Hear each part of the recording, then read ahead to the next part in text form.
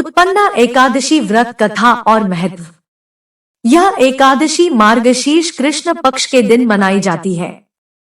इसी दिन एकादशी माता का जन्म हुआ था, इसी कारण इस दिन को उत्पन्ना एकादशी कहा जाता है। इसी दिन स्वयं भगवान विष्णु ने माता एकादशी को आशीर्वाद में इस दिन को एक महान व्रत एवं पूजा का बताया था।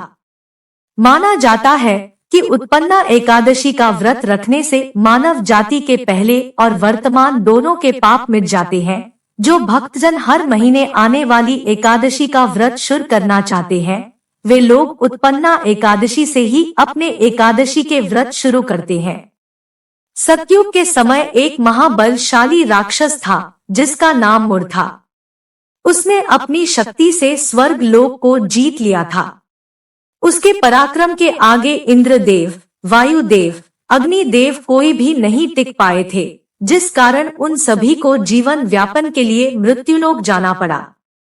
हताश होकर इंद्रदेव कैलाश गए और भोलेनाथ के सामने अपने दुख और तकलीफ का वर्णन किया। उसने प्रार्थना की कि वे उन्हें इस परेशानी से बाहर निकाले। भगवान शिव ने उन्हें विष्णु जी के पास जाने की सलाह दी।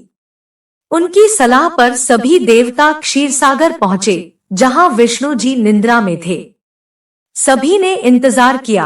कुछ समय बाद विष्णु जी के नेत्र खुले, तब सभी देवताओं ने उनकी स्तुति की। विष्णु जी ने उनसे क्षीरसागर आने का कारण पूछा। तब इंद्रदेव ने उन्हें विस्तार से बताया कि किस तरह मुर नामक राक्षस ने सभी देवताओं को मृत्यु लोक में जाने के लिए विवश कर दिया। सारा वृतांत सुन विष्णु जी ने कहा, ऐसा कौन बलशाली है जिसके सामने देवता नहीं टिक पाए।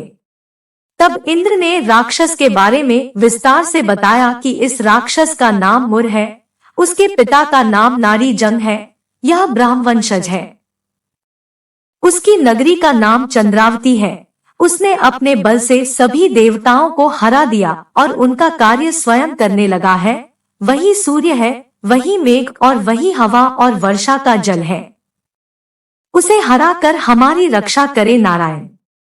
पूरा वर्णन सुनने के बाद विष्णु जी ने इंद्रा को आश्वासन दिया कि वो उन्हें इस विपत्ति के निकालेंगे। इस प्रकार विष्णु जी मुर दैत्य से युद्ध करने उसकी नगरी चंद्रावती जाते हैं। मुर और विष्णु जी के मध्य युद्ध प्रारंभ होता है। कई वर्षों तक युद्ध चलता है। कई प्रचंड अस्त्र शस्त्र का उपयोग किया जाता है, पर दोनों का बल एक समान सा एक दूसरे से टकरा रहा था। कई दिनों बाद दोनों में मल्ल युद्ध शुरू हो गया और दोनों लड़ते ही रहे। कई वर्ष बीत गए। बीच युद्ध में भगवान विष्णु का निद्रा आने लगी और वे बद्रिकाश्रम चले गए। शयन करने के लिए भगवान हेमवती नामक एक गुफा में चले गए।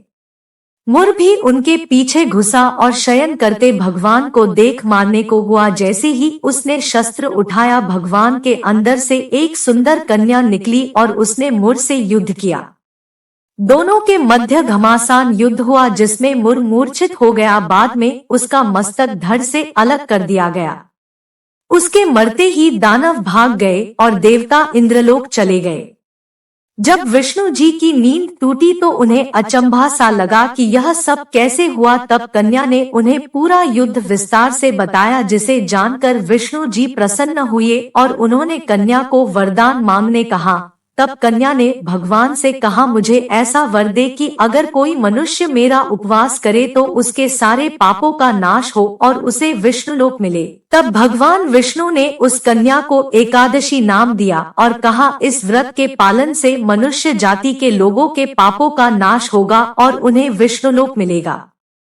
उन्होंने यह भी कहा, इस दिन तेरे और मेरे भक्त समान होंगे। यह व्रत मुझे सबसे प्रिय होगा, जिससे मनुष्य को मोक्ष प्राप्त होगा।